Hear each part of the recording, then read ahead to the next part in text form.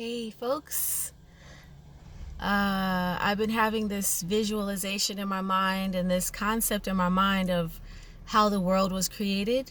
And it's one of my favorite things to think about because um, I too am a creator, and we all are. We're all creating our reality as we go. So it's really fun to reflect on, the creation of a brand new world when it was new, which I don't think our world, well, I should say our earth, creating a brand new earth. And God also created a world together with the earth. So the world that we're in now, the commercial society that we live in, is not what God created. It's actually antithetical to what God created. God created a world that utilizes similar mechanisms, social mechanisms, communication mechanisms, such as television, radio frequencies, Wi-Fi, and these sorts of things. So I try to put all of that stuff into a context of the early world. What was it like? What did God place into here when God made this place? So I want to start the visualization by suggesting the image of a terrarium. If anybody has ever seen a terrarium, it's kind of like a basin. It has a bowl, right? It's a garden. It's a little garden that you put a lid over it to keep in the moisture and the humidity. Okay? So you have this terrarium, and this is what God did, just like a human being would do. A human being will have a terrarium, and you'll put the plants that you want in there. You might put some insects in there if you like, particular kinds of insects, grasshopper, whatever. You know what I mean? You might put some reptiles in there. You might put whatever you want to put in your terrarium, just to see the life cycle and just to see how life unfolds and whatnot. That's what we do because we're in a discovery process, whereas the creator is also in a discovery process, but on a much more profound and much higher frequency and vibrational arena than we have access to at this time. It's not that we don't have access to it, and it's not that we can't access those higher frequencies and that higher point of view. We can, and stuff like this, I think, helps with it. So my idea is that, okay, so I have this terrarium, just placing myself in the shoes of the creator and saying, okay, I have this terrarium, and now I'm going to project myself into the terrarium. I created a world out of myself. Okay, so I'm giving birth, really. I'm giving birth to a brand new earth. I'm giving birth to a brand new earth, which is a realm within my own creation that already exists. So we're not something that just came out of nothing. It took many spherical, the astrological spheres of influence, I guess you could say, the different influences from the different planetary influences to create the earth itself and to create the humanity itself. So I see this earth. Now the earth that I create is going to have pretty similar weather all throughout, because there needs to be consistent food source. There needs to be a consistent food source. No matter where my people go inside of there, they can always eat. Okay, so I'm going to designate for these beings that I'm putting in here from myself. I'm projecting myself into there. They're going to eat a specific food, and this food has to be available in abundance everywhere they go. So the food that I'm going to create for them is fruit, because fruit is sweet. It tastes good. It has all the nutrients you need. It has life force energy, and it comes from flower. It fruits and it flowers. It's associated with flowers, which are a positive influence. And flowers are benevolent, is a benevolent spirit. A flower is a benevolent spirit, and so is a fruit. So I'm going to create a tropical environment where all year round there's moisture and there's sunlight all year round anywhere you go on the earth, even in the North Pole.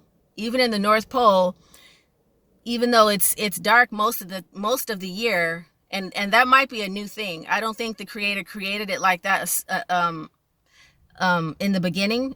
I think that is something that happened later, because let's say You create a world, right? And then you have to destroy that world for whatever reason, because the beings inside of it burnt out or whatever. They got bored with it. They took it for granted and they messed it up. So you had to like build a world within that world so you had to make it even a little bit smaller just in order to continue on with your experiment.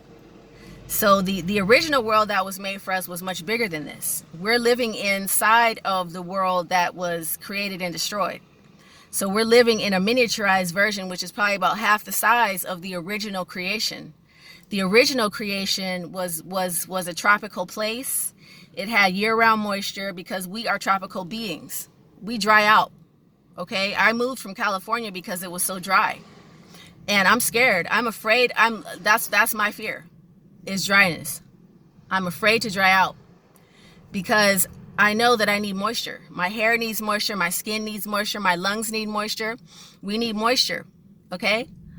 Everything on this earth requires moisture for its survival. So the entire, ecosystem of the entire earth was tropical at one point. And so I'm making a tropical place. Everywhere gets plenty of moisture and plenty of sunshine, and now I'm going to put the beings into it. And actually, I don't know which came first. I don't know if the being came first and then gave birth to the earth, but let's just, for the sake of, the story, let's imagine that the earth came first and the beings were placed inside of it. So we have this tropical paradise. There's fruit growing from all the trees, and now I have to project, the species in. So now I have to do an injection of the species into the habitat. And the people that I'm going to put in here have to be able to give birth to themselves, right? They have to be able to reproduce and to multiply. So the ones I'm going to put in here are females, right? I'm only going to put females in because those are the ones that give birth, okay? So I'm going to habitate this earth, all across the earth, with a female population that can give birth to the species. So I put a bunch of females in there and I inseminate them and make them pregnant so that they can give birth. It's called immaculate conception. You may have heard of the concept. It's a very real concept, okay? It does happen, and it has happened throughout history, okay? Jesus was immaculately conceived, and so was Mary, was also immaculately conceived by her mother. And that's what they don't tell you. They don't talk about Mary, but Mary is the backbone of the whole Jesus story. So now we got, pregnant mamas down into the habitat. This is looking good. There's lots of fruit. It's the Garden of Eden. Everybody's living happily and joyfully. The animals are teaching the humans things, and the humans are learning from the animals and from God, because God, the creator, I'm communicating directly with the new people, right? I'm communicating directly with the female species, and it's the same way today. Okay, the female is the one who's able to communicate more directly with God. No offense, fellas, you know what I mean? You guys have other powers, but the female power is the ability to comprehend and to communicate clearly with the creator, and to actually comprehend the nature of reality, because we are the creators. Our bodies create life. We create life. Which is something that the male gender is not able to do. So that's where we diverge, obviously. So the females are here, they're all pregnant, and the females give birth to the species. They give birth to males and females.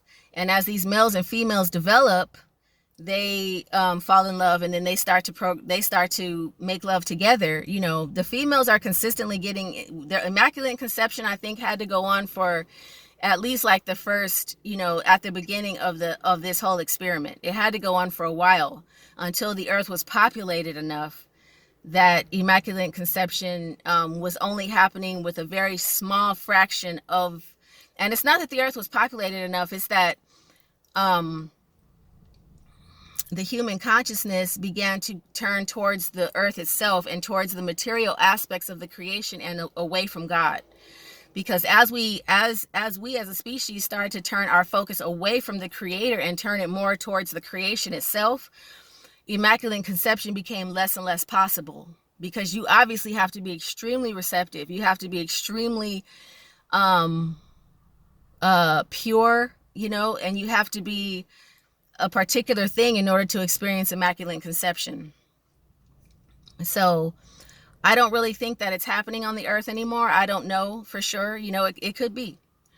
But we are where we're living at today in our modern society. We are the remnants of that. So although we're not physically becoming pregnant because of our visualizations or our dreams and stuff, I mean, kind of, we kind of are, but we're always creating. We're always giving birth to our vision and to our belief system and to what we perpetuate. We're constantly giving birth to that in the society anyway, on the earth. So now we have a species of males and females. They're all here. Everybody's here. Everybody has what they need.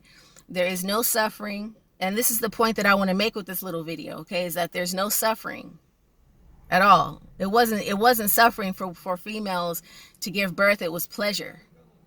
And the females were giving birth, to huge litters, just like any other animal. We're the only animal who gives birth to 2 and 3. Most animals give birth to 5, 7, 11, offspring, right? So as we became more and more individualistic, obviously we went away from that trend, and we began to, hope for less people so that we could have more material gain, right? And all of that is a different impulse. But I just want to say that the materialism impulse didn't come from God. Okay, and our earth, the Garden of Eden, had no suffering. It had no suffering, and it had no scarcity whatsoever. In God's creation, there is no scarcity. Nobody had to pay. Oh, and nobody had to pay. There was no payment. There was no price to pay. Period. Okay, we were created. We were placed here. God placed beings here that would build our world for us. Build furniture. We had permanent furniture. We had permanent housing. Permanent housing, where you would never have to, tear down or demolish a building in order to build another one. That's all we do, right? We just tear down and we build up. We tear down, we build up.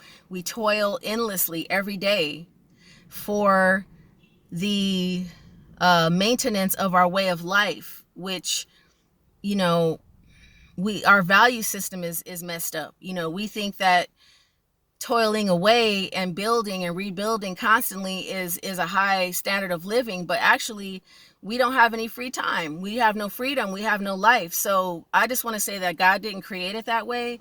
God installed in here, just like you would if you were building a world, for your hamsters or whatever, you would place furniture in there, you would place water source, you would place the food, you would try to make it, if you're God, then you make it sustainable, you make it self-sufficient, so the food grows, so the water rejuvenates itself, so the habitat cleans itself, so that everything is fed, everything is nourished, and everything is evolving without you, so that you can just be delighted by your creation. And your will for this creation is that it turns toward you, the creator, so that you can give it more, because the more it turns towards you, the more the creation turns toward the creator, the more the creator can inseminate the creation with its glory and its grace, because the creator is far from here.